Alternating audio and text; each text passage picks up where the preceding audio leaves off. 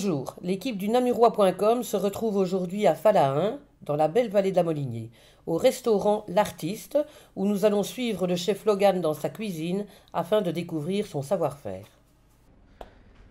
Alors aujourd'hui, ce qu'on va préparer, c'est un vitello tonato. Vitello tonato veut dire du veau, du thon et de la mayonnaise. De la mayonnaise qu'on va faire, on va changer un tout petit peu la recette et on va faire une émulsion d'anguille fumée. Normalement, un vitello tonato se passe avec mayonnaise de thon, quelques anchois et nous on va le changer avec des anguilles fumées. On va changer un tout petit peu la recette et on va mettre de la betterave rouge aussi avec, quelques capres et alors quelques granites de pommes de terre. Pour commencer, je vais faire un petit espuma de betterave rouge que je vais mixer ici dans mon Thermomix. Donc très simple, une betterave cuite,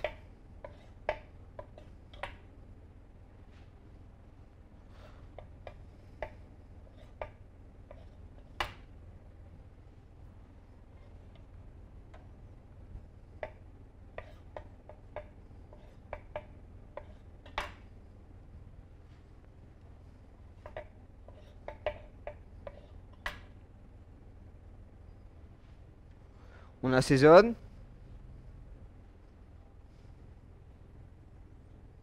Peu de sel, pas de poivre et de la crème.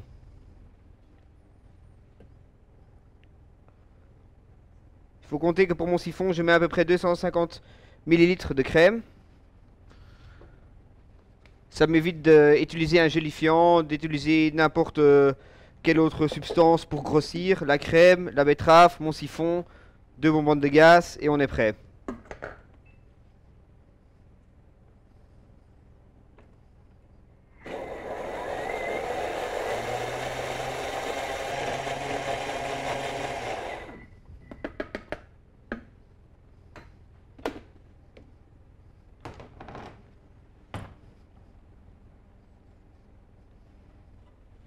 Voilà. Là-dedans, je vais mettre un peu de vinaigre de sushi.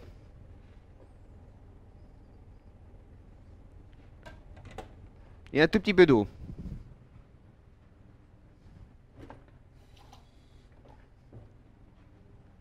Je remixe.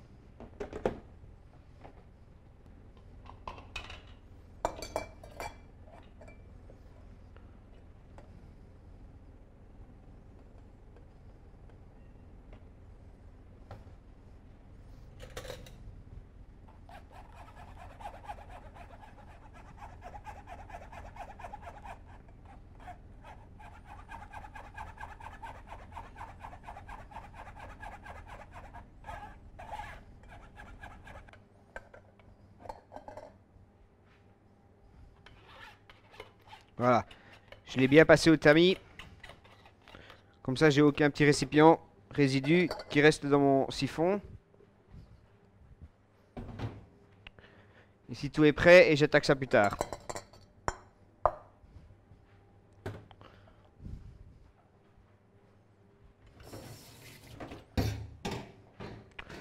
Voilà.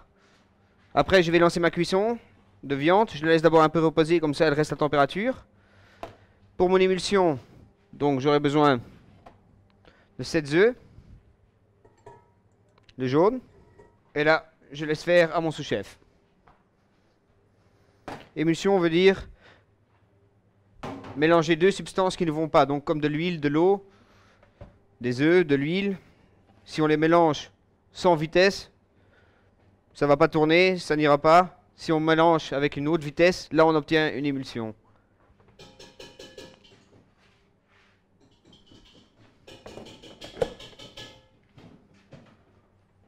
Après un peu la température, on va la cuire.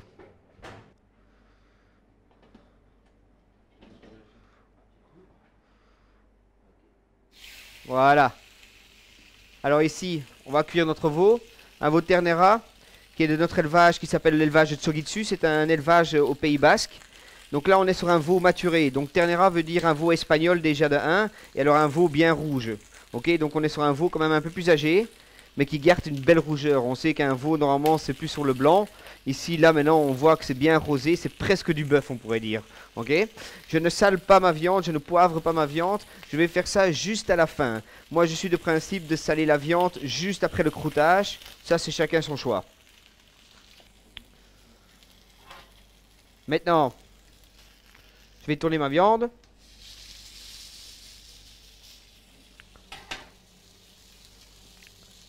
L'assaisonner.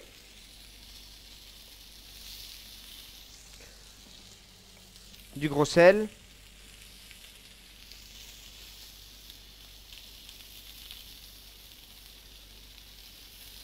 Et après ça, je vais la fumer au bois de hêtre. En attendant, j'attends que mon petit fumoir commence bien à fumer. Vous sentez le bois d'être. Et je vais mettre ma viande dedans.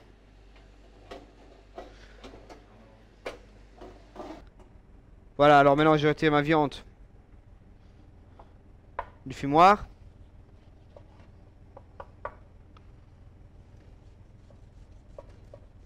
Je coupe les extrémités.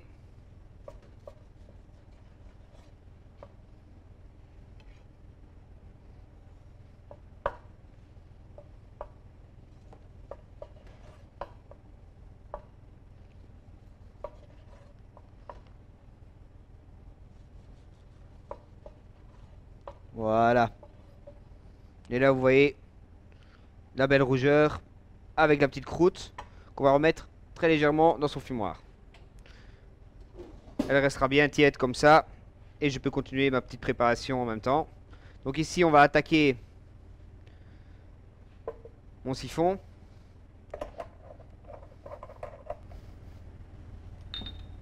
Voilà. 2 bonbonnes de gaz.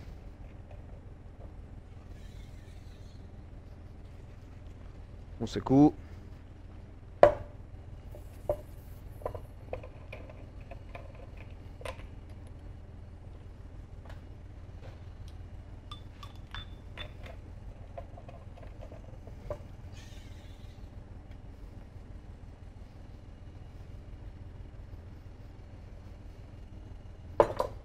Voilà.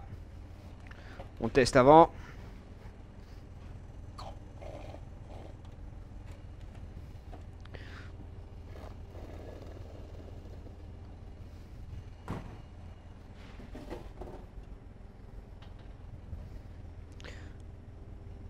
Ma viande.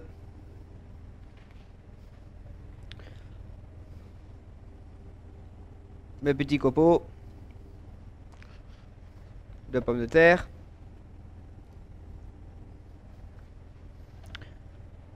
Les capres.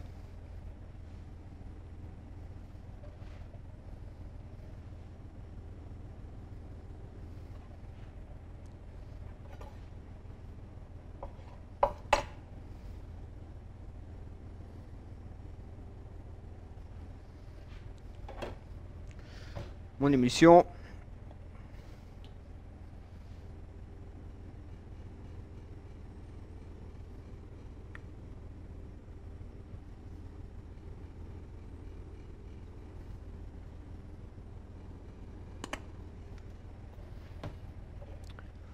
Des petites pousses de betterave.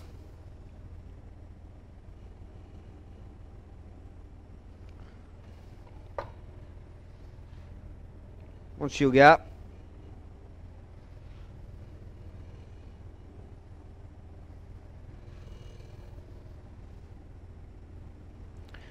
Voilà, et alors un peu de chiso vert. Juste pour donner un peu de couleur, un peu de goût.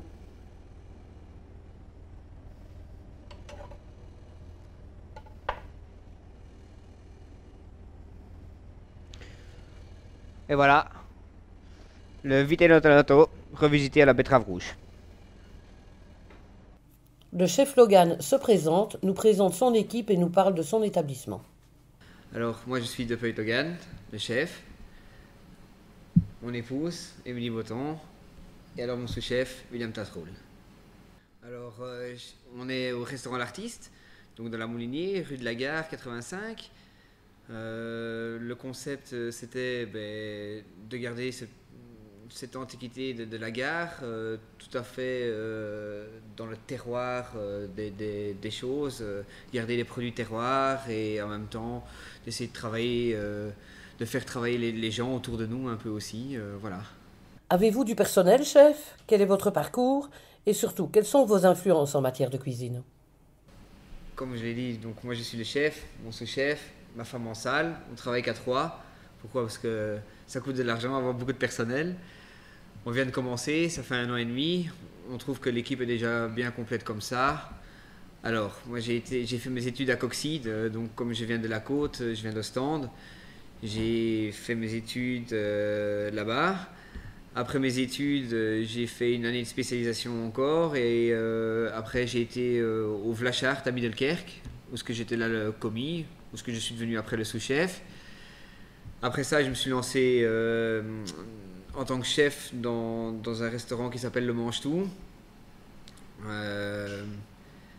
On a découvert des nouvelles choses là-bas. Je suis resté un peu le chef là. Après, je suis reparti, j'ai été au Petit Nice. Du Petit Nice, après, j'ai travaillé avec mes parents qui avaient aussi un restaurant, qui ont fait une cuisine mondiale et un bar tapas, où je les ai aidés là. Et après, voilà, on a découvert ici et je me suis installé ici. Alors, mon influence de cuisine part un peu dans tous les sens. Donc ça veut dire qu'on adore la cuisine asiatique, comme on adore la cuisine italienne, méditerranéenne, et la cuisine gastro-française, Belgique même, produits de terroir. Donc on essaye de mélanger tous ces produits et d'en faire des revisites, on pourrait dire, donc des nouveaux plats, une cuisine moderne, créative, bistronomique, gastronomique, comme on peut le nommer, voilà. William, dites-nous comment vous êtes arrivé au Resto L'Artiste. Parlez-nous de votre parcours. Voilà, je suis seconde cuisine. J'ai commencé mes études à l'école hôtelière de Namur. Puis j'ai changé pour faire un contrat d'apprentissage. Donc, j'ai été d'abord au Trimaran, au Lac de l'Odeur, puis à l'Hostellerie Gillin à Lirou. Et puis voilà, je suis arrivé ici. Mais qu'est-ce qu'on attend d'un jeune second? Lui laisse-t-on de la liberté afin qu'il puisse aussi exprimer sa propre créativité? En cours, moi je vais un peu reprendre la parole. En cours, donc moi je lui donne quand même le boulot de faire les mises en bouche, donc d'inventer toutes ces mises en bouche. Donc c'est ce que moi j'attends, qu'il fasse une cuisine créative et qu'il soit lui-même créatif. Il est encore très jeune, il vient de sortir de l'école et des apprentissages, donc il doit savoir commencer à créer maintenant. Maintenant, en 5 mois, c'est pas tellement facile. Mais il est là pour ça, il est là pour apprendre, pour devenir créatif, on le booste justement pour ça aussi. Il faut savoir que maintenant on vient de passer 2 mois d'été, où ce que l'été pour nous c'est très très dur parce qu'on travaille donc justement aussi avec un côté en terrasse brasserie. Donc là il a donné le maximum de lui-même, où ce qu'il a appris la rapidité et pas que la créativité. Maintenant on passe en hiver et j'attends de lui donc justement qu'il met ses petits points comme les mises en bouche, les créer ses desserts et le reste grandira comme ça. Émilie, vous êtes la compagne du chef. Parlez-nous de votre rôle et du pourquoi du choix de cet établissement. Donc moi, je fais tout ce qui est service en salle dans l'établissement, donc accueillir les clients, être à leur écoute tout au long du repas et être là pour eux en fait. Alors en fait, cet établissement, avant qu'on reprenne, c'était une taverne culturelle, donc un café, où se déroulaient des soirées à thème, des petits repas, mais vraiment c'était plus des soirées à thème que des repas. Et donc nous on est arrivés ici dans la région sans vraiment un but d'établissement qu'on voulait reprendre, donc ça pouvait être n'importe quoi. Donc on est arrivé ici, on a vu cet établissement qui était à remettre et on s'est dit pourquoi pas, c'était une belle opportunité pour nous. Elle était libre tout de suite, donc pour nous c'était vraiment l'opportunité à prendre directement. Pouvez-vous me parler des draisines et de l'impact qu'elles ont sur votre commerce? Alors en fait les draisines, on travaille aussi avec eux, ce n'était pas notre but premier, mais en fait donc ici dans la région les hivers sont très très très calmes, c'est une région très touristique, donc étant donné qu'en hiver il y a moins de tourisme, on travaille beaucoup moins. En été, étant donné qu'il y a beaucoup de touristes, nous accueillons également les draisines sur nos terrasses pour leur permettre de se désaltérer, de se réhydrater après pour repartir pour leur balade. Mais vous, votre parcours, c'est aussi la restauration alors? Alors moi, je ne suis pas du tout dans la restauration. J'ai fait mes études pour être péricultrice. Et pendant que je faisais mes études, donc en tant qu'aspirante en nursing, je travaillais donc en étudiante chez sa maman, donc à la Côte Belge, dans la restauration. Donc c'est comme ça qu'on s'est connus. Donc en fait, la création de ce restaurant, c'est un peu notre histoire d'amour à tous les deux. C'est notre bébé. Si vous deviez vous adresser à nos web surfeurs, que leur diriez-vous? Ben, qu'on est une jeune équipe, qu'on essaie tous les jours de s'améliorer, que comme je dis, c'est une cuisine créative où on mélange plein de saveurs, on aime bien mélanger la Méditerranée comme l'asiatique, comme le terroir belge. Donc je crois qu'il y a plein de saveurs à découvrir ici. On fait de la viande maturée, donc qui est quand même assez rare, mais qui devient de plus en plus dans la mode. Il faut savoir qu'on a commencé cette viande maturée avant que la mode commençait. Nous, ça faisait déjà 2-3 ans qu'on était occupés avec ça. C'est quand même un élevage qu'on a nous au Pays Basque avec notre fournisseur Carnival qui est un top fournisseur, un top gars qui a un top élevage, ce qu'on trouve nulle part ici pour l'instant dans le côté wallon. Et je crois que c'est vraiment ça l'exclusivité qu'on a, c'est cet élevage-là. Et alors, la bistronomie qu'on fait, les mélanges de saveurs. Voilà.